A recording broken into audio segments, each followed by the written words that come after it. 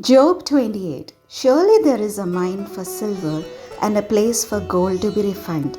Iron is taken out of the earth and copper is smelted from ore. Miners put an end to darkness and search out to the farthest bound the ore in gloom and deep darkness. They open shafts in a valley away from human habitation.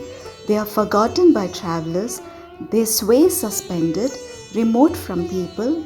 As for the earth, out of it comes bread, but underneath it is turned up as by fire. Its stones are the place of sapphires, and its dust contains gold. That path no bird of prey knows, and the falcon's eye has not seen it. The proud wild animals have not trodden it. The lion has not passed over it. They put their hand to the flinty rock and overturn mountains by the roots. They cut out channels in the rocks, and their eyes see every precious thing. The sources of the rivers they probe, hidden things they bring to light. But where shall wisdom be found? And where is the place of understanding? Mortals do not know the way to it, and it is not found in the land of the living. The deep says, "It is not in me," and the sea says, "It is not with me."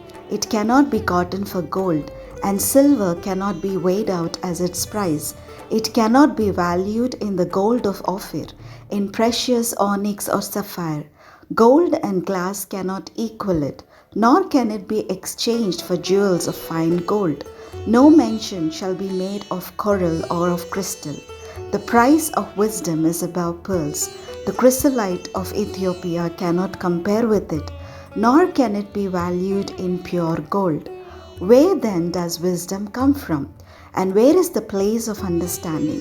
It is hidden from the eyes of all living, and concealed from the birds of the air.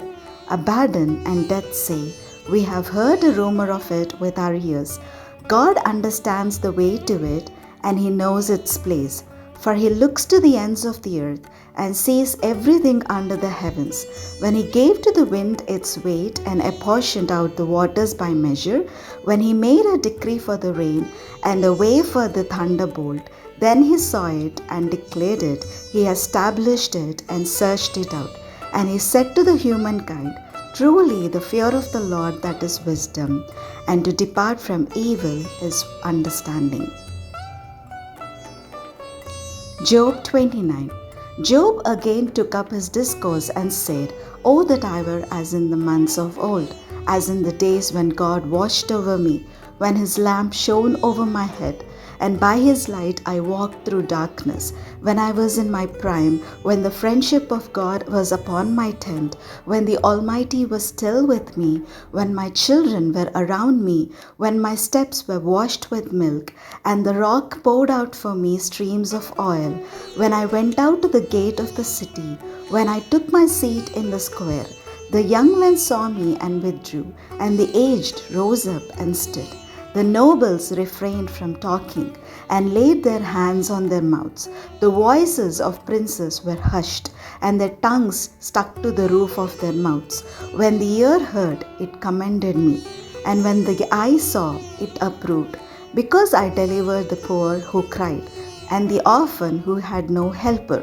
The blessing of the wretched came upon me, and I caused the widow's heart to sing for joy. I put on righteousness, and it clothed me. My justice was like a robe and a turban. I was eyes to the blind and feet to the lame. I was a father to the needy, and I championed the cause of the stranger. I broke the fangs of the unrighteous and made them drop their prey from their teeth. Then I thought, I shall die in my nest, and I shall multiply my days like the phoenix. My roots spread out to the waters, with the dew all night on my branches. My glory was fresh with me, and my bow ever new in my hand. They listened to me and waited, and kept silence for my counsel. After I spoke, they did not speak again, and my word dropped upon them like dew.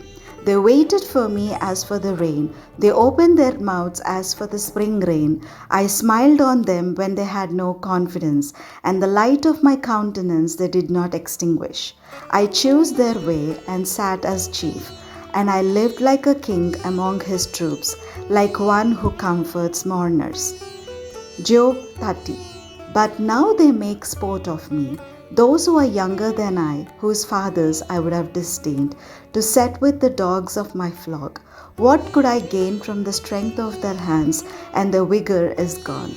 Through want and hard hunger, they gnaw the dry and desolate ground. They pick mallow and the leaves of bushes, and to warm themselves the roots of broom. They are driven out from society. People shout after them as after a thief. In the gullies of wadis they must live, in holes in the ground and in the rocks. Among the bushes they bray, upon the nettles they huddle together, a senseless, disreputable brood. They have been whipped out of the land, and now they mock me in song. I am a byword to them. They abhor me, they keep aloof from me, they do not hesitate to spit at the sight of me. Because God has loosed my bowstring and humbled me, they have cast off restraint in my presence. On my right hand the rabble rise up. They send me sprawling and build roads for my ruin. They break up my path, they promote my calamity. No one restrains them. As through a wide breach they come, amid the crash they roll on. Terrors are turned upon me. My honor is pursued as by the wind, and my prosperity has passed away like a cloud. And now my soul is poured out within me. Days of affliction have taken hold of me. The night racks my bones, and the pain that gnaws me takes no rest. With violence he seizes my garment. He grasps me by the collar of my tunic. He has cast me into the mire, and I have become like dust and ashes. I cry to you, and you do not answer me. I stand, and you merely look at me. You have turned cruel to me. With the might of your hand you persecute me. You lift me up on the wind. You make me ride on it, and you toss me about in the roar of the storm. I know that you will bring me to death and to the house appointed for all living. Surely one does not turn against the needy. When in disaster they cry for help. Did I not weep for those whose day was hard? Was not my soul grieved for the poor? But when I looked for good, evil came, and when I waited for light, darkness came. My inward parts are in turmoil and are never still. Days of affliction come to meet me. I go about in sunless gloom. I stand up in the assembly and cry for help. I am a brother of jackals and a companion of ostriches. My skin turns black and falls from me, and my bones burn with heat. My lyre is turned to mourning, and my pipe to the voice of those who weep.